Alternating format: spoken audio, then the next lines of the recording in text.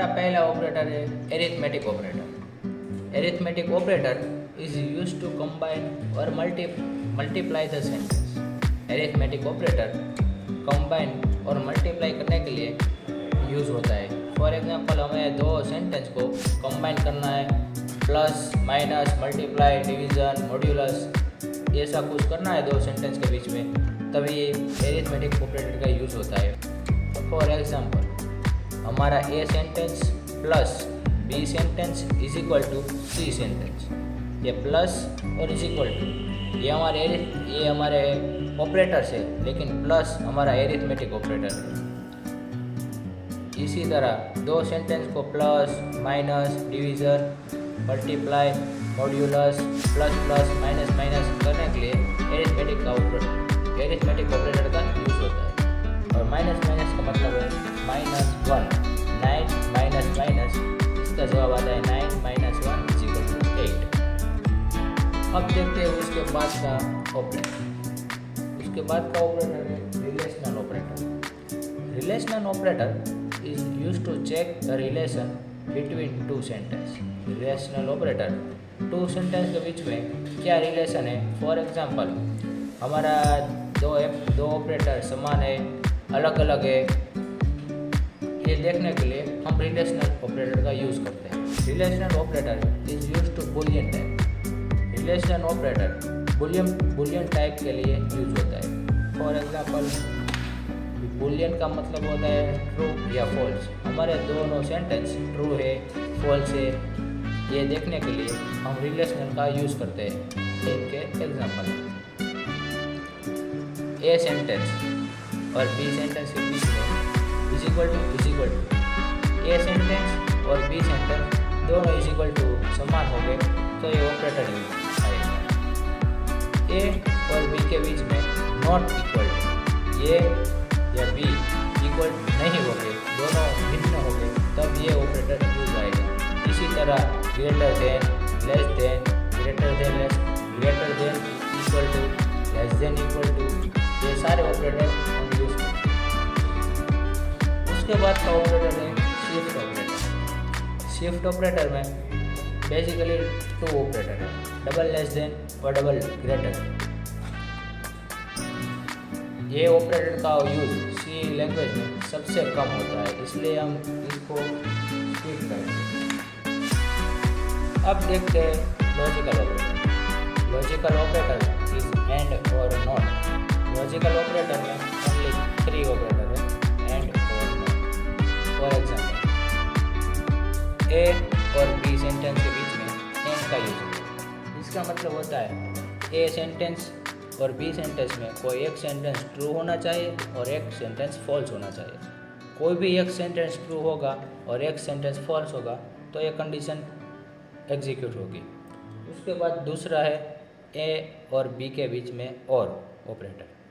इसका मतलब होता है कोई एक सेंटेंस ट्रू होना चाहिए और इससे एक से ज़्यादा दो सेंटेंस ट्रू हो गए तो चलेंगे, लेकिन दोनों सेंटेंस गलत हो गए तो ये ऑपरेटर एग्जीक्यूट नहीं होगा। लास्ट एग्जांपल है नॉट ए और बी।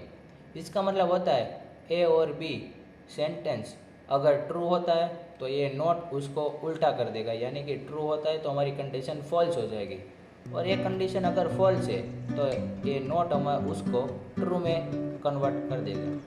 सिंपली ये हमारे सेंटेंस को कन्वर्ट कर देता है उसके ऑपोजिट में। फॉल्स होगा तो ट्रू में और ट्रू होगा तो फॉल्स में। तो हमारा 5 नंबर का ऑपरेटर है bitwise operator. Bitwise operator works on bit. Bitwise operator bits पे वर्क करता है और बीट बाय बीट पे परफॉर्म करता है। यह बिटवाइज ऑपरेटर का स्ट्रक्चर है। इस स्ट्रक्चर से हम इसको समझेंगे। एंड और ये ऑपरेटर हमने लॉजिकल ऑपरेटर में देखेंगे। सेम टू सेम ये ऑपरेटर बिटवाइज में भी वर्क करते हैं। एंड का मतलब होता है दोनों सेंटेंस ट्रू होना चाहिए। और का मतलब होता है दोनों में से कोई एक सेंटेंस ट्रू होना चाहिए, एक गलत हो तो चलेगा। और इसका मतलब है दोनों में से ये आना मतलब और इसका मतलब है दोनों में से एक सही होना चाहिए और एक गलत होना चाहिए। तो अब देखते हैं 0 0 इज इक्वल टू 0, क्योंकि ये दोनों फॉल्स है। ये 0 और 1 एक गलत है और एक सही है, इसलिए 0। ये ट्रू है, ये भी ट्रू है, इसलिए यहाँ ट्रू आता है। यहाँ ट्रू है और ये फॉल्स है, इसलिए यहाँ फॉल्स आता है, क्योंकि ये दोनों में से एक गलत है। अब और का मतलब होता है दोनों में से एक सही होना चाहिए, एक गलत हो तो चलेगा। 0 0 दोनों गलत है तो यहाँ भी गलत है।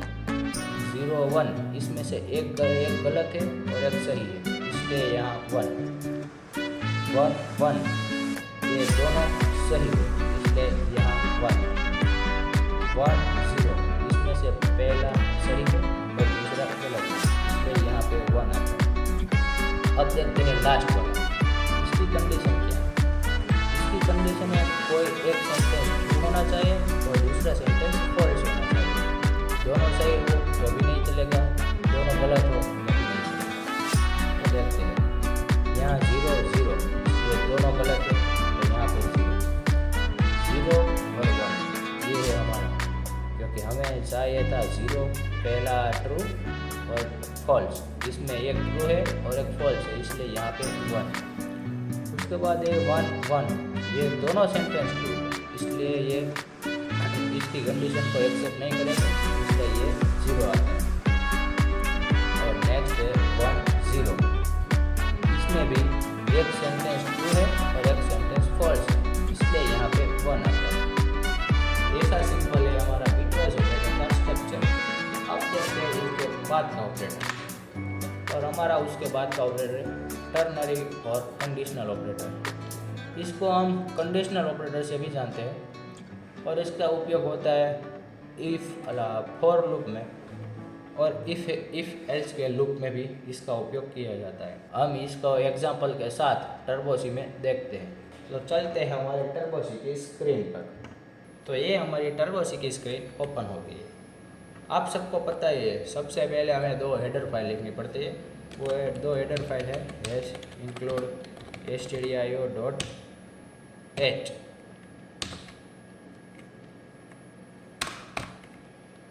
और दूसरी हेडर फाइल है include codio.h। इसके बाद हमारा डेटा टाइप स्टार्ट होता है void main, इसके बाद सिंपल कर्ली ब्रैकेट चालू और फिनिश। इसके बीच में हम अपना कोड लिखेंगे। सबसे पहले आता है CLR SCR। पिछले प्रोग्राम की वैल्यू नए प्रोग्राम में एंटर ना हो जाए, इसलिए हम क्लियर स्क्रीन का उपयोग करते हैं। अब स्टार्ट करते हैं हमारा प्रोग्राम। तो सबसे पहले लेते हैं इंटीजर एज। ये हमने इंटीजर डेटा टाइप लिया है और एज हमारा वेरिएबल। अब उसको प्रिंट कराते हैं, print f enter your age.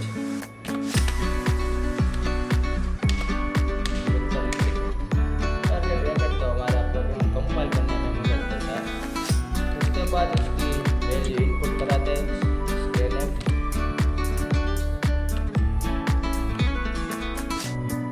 Percentage. Integer के लिए हम आइडेंटिफायर यूज़ करते हैं %d। अगर हमारा फ्लोट डेटा टाइप है तो उसके लिए हम यूज़ करते हैं f, और हमारा डेटा टाइप कैरेक्टर है तो उसके लिए हम यूज़ करते हैं c। लेकिन अभी हमने इंटीजर डेटा टाइप यूज़ की है, इसलिए हम यहाँ पे %d लिखेंगे।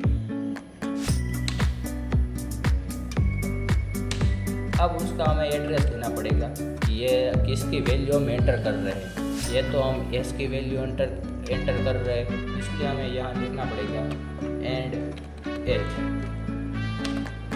ये हमने वैल्यू भी एंटर कर दी। अब उसके बाद आता है कि हमारी वैल्यू दोनों में से जो ट्रू हो वो एंटर हो। Age greater than equal to 18। अगर इसकी एज 18 से बड़ी होगी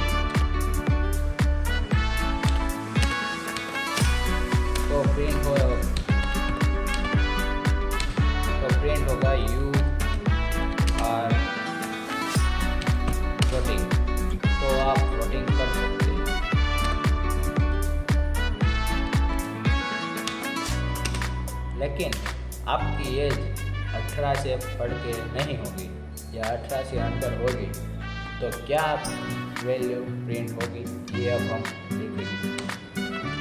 print F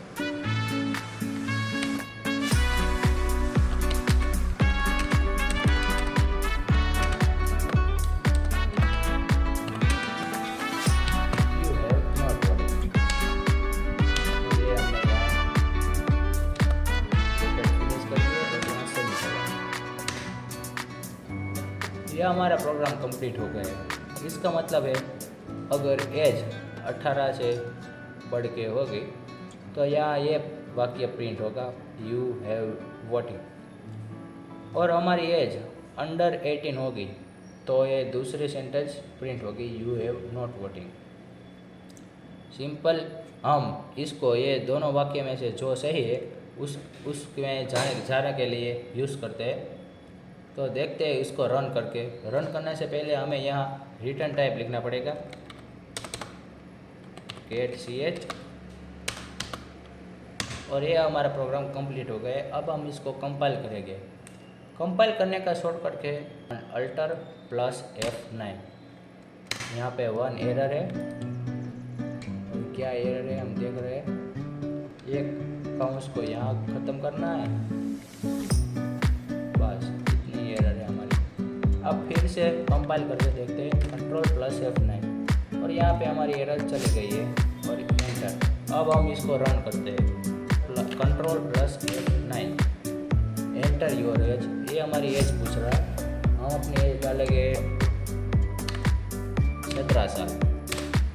you have not voting. इसने हमारे दूसरे सेंटेंस को प्रिंट करा है। अब हम इसको फिर से रन करेंगे और अब हम अपनी एज डालेंगे 20। You are voting. इसने हमारा पहला वाक्य प्रिंट किया है। तो सिंपल में हम इस ऑपरेटर का उपयोग किसी एक पर्टिकुलर वर्ड को प्रिंट करने के लिए करते हैं। तो हमारा 7 नंबर का ऑपरेटर है असाइनमेंट। तो ये इसके example is equal to, plus is equal to, minus is equal to, multiply is equal to, modulus is equal to, double less than is equal to, double greater than is equal to, and is equal to, और is equal to, और and is equal to, और is equal to. ये हमारे assignment operator के example. अब देखते हैं इसका मतलब क्या होता है असाइनमेंट ऑपरेटर के एग्जाम्पल। तो सबसे पहला है A plus equal to B. इसका मतलब होता है A is equal to A plus B, यानी कि ए की कीमत ए प्लस बी दोनों को प्लस करेंगे तो उसकी वैल्यू जो आएगी वो ए के बराबर। उसके बाद A minus is equal to, इसका मतलब है A is equal to A minus B करेंगे तो जो आंसर आएगा वो ए के बराबर होगा। उसके बाद तीसरा एग्जाम्पल है A multiply is equal to. इसका मतलब होता है A is equal to A multiply B. A और बी को मल्टीप्लाई करके जो आंसर आएगा वो ए के बराबर है। उसके बाद चौथा एग्जाम्पल है A divided is equal to B. इसका मतलब है ए और बी को डिवाइड करके जो आंसर आएगा वो ए के बराबर है। तो ऐसा है हमारा असाइनमेंट ऑपरेटर है। इसी तरह से सभी ऑपरेटर हमारे असाइनमेंट में इसी तरह वर्क करते हैं। और हमारा लास्ट ऑपरेटर है मिससेलेनियस ऑपरेटर, जिसे हम मिस ऑपरेटर से भी जानते हैं। उसमें ओनली 4 ऑपरेटर है। पहला है साइज ऑफ ऑपरेटर, सेकंड है एंड ऑपरेटर, थर्ड है मल्टीपल ऑपरेटर और लास्ट है हमारा टर्नरी में आएगा वो ऑपरेटर। बेसिकली ये ऑपरेटर का यूज सी लैंग्वेज में सबसे कम होता है। हमारे सी लैंग्वेज में मिससेलेनियस ऑपरेटर, शिफ्ट ऑपरेटर और कंडीशनल ऑपरेटर, ये 3 ऑपरेटर का यूज सबसे कम होता है। तो thank you guys for watching this video. बने रहिए हमारे यूट्यूब प्लेलिस्ट पर। Thank you guys.